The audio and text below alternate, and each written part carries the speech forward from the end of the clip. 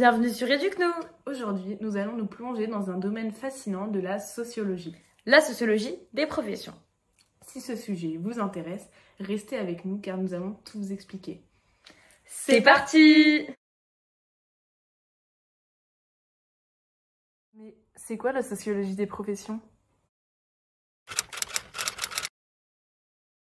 Eh bien, c'est une très bonne question. Andrew Abbott, sociologue américain particulièrement reconnu pour ses travaux dans le domaine de la sociologie des professions et des organisations, nous définit la sociologie des professions comme l'étude des groupes de personnes qui se considèrent expertes dans un domaine précis et cherchent à en tirer des avantages professionnels. Cette discipline se penche sur la manière dont ces métiers sont définis, réglementés et organisés, et comment cela influe sur la société et les individus qui les exercent. Elle explore également les questions de pouvoir, de statut et de prestige liées à ces professions qui sont très spécialisées, ainsi que leurs relations avec d'autres institutions sociales. Donc tout au long de la vidéo, nous appuierons nos exemples sur l'enseignement. Prenons l'exemple des enseignants. La sociologie de profession se penche sur les groupes d'enseignants qui se voient comme des experts dans leur matière, cherchant à fournir une bonne éducation et à avoir un impact positif sur la société en enseignant des choses importantes.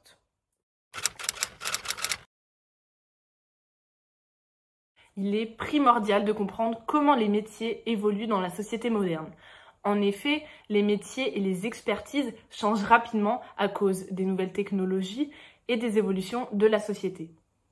Par exemple, il est très important de comprendre comment l'enseignement change aujourd'hui.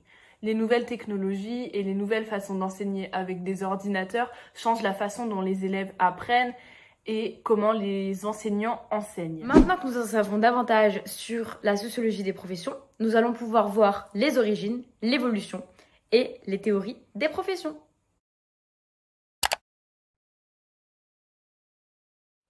Il faut savoir que les métiers existent depuis les débuts de la société. Je ne sais pas si tu sais, mais au départ, des personnes se sont spécialisées dans des tâches importantes pour leur communauté.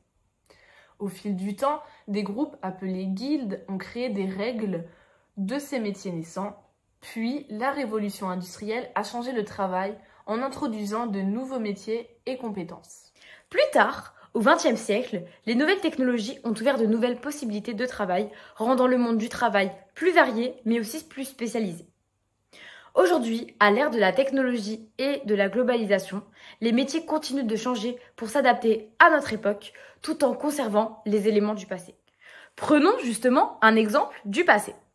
Il y a eu des enseignants et des mentors qui sont apparus au fil du temps pour transmettre des savoirs et des compétences cruciales à leurs élèves. Cela a aidé la société à progresser.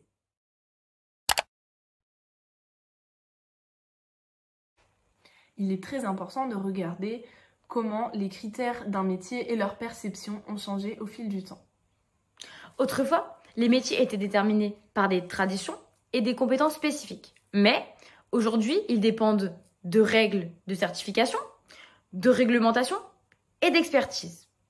La manière dont la société voit ces métiers a également changé pour refléter les valeurs et les besoins d'aujourd'hui. Par exemple, à l'époque, l'enseignement se faisait en racontant des histoires, en transmettant des connaissances de génération en génération. Mais aujourd'hui, il suit des règles strictes comme avoir un diplôme, par exemple ton bac, ou un programme d'études officiel et des règles précises pour enseigner.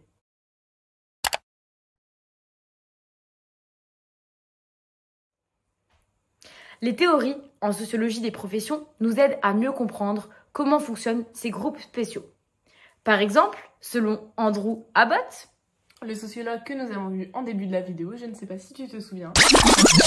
Andrew Abbott, sociologue américain particulièrement reconnu pour ses travaux dans le domaine de la sociologie des professions et des organisations, il a la théorie du monopole professionnel, qui dit que ces groupes veulent contrôler certaines parties de la société en décidant qui peut en faire partie, en utilisant des règles comme la formation et la certification. D'un autre côté, Pierre Bourdieu, sociologue de grande renommée, propose la théorie du champ professionnel. Cette théorie explique comment les professions se placent et se comportent dans une société donnée, ce qui influe leur statut et leur pouvoir. Ces idées nous aident à voir comment les professions évoluent et affectent la société d'aujourd'hui. La théorie de Pierre Bourdieu sur le champ professionnel pourrait alors nous aider à comprendre comment les enseignants trouvent leur place et leur importance dans le système éducatif. Cela nous expliquerait également comment ils gagnent de l'influence et de la reconnaissance dans le domaine de l'éducation. Maintenant que tu sais tout sur les origines, l'évolution et les théories des professions, on va pouvoir s'intéresser aux enjeux contemporains et aux inégalités sociales.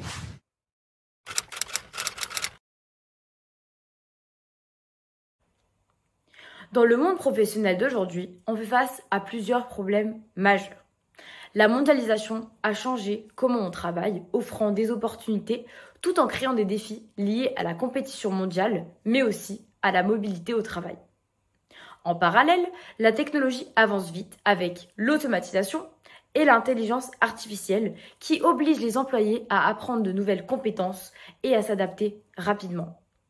Enfin, les raisons éthiques deviennent de plus en plus importantes, incluant la responsabilité sociale des entreprises, la protection des données et la diversité au travail.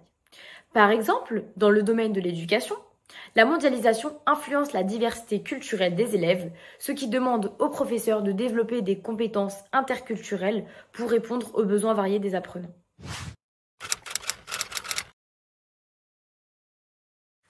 L'accès au métier est marqué par de fortes inégalités dues aux obstacles socio-économiques, aux stéréotypes de genre et aux préjugés raciaux.